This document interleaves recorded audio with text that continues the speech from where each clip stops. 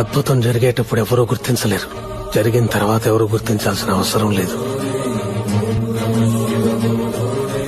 నువ్వే మా దేవుడని నువ్వు నమ్మే పని లేదు, మాకు నమ్మించే అక్కరాలేదు. స్వామి, ఇది నీ దర్శనం,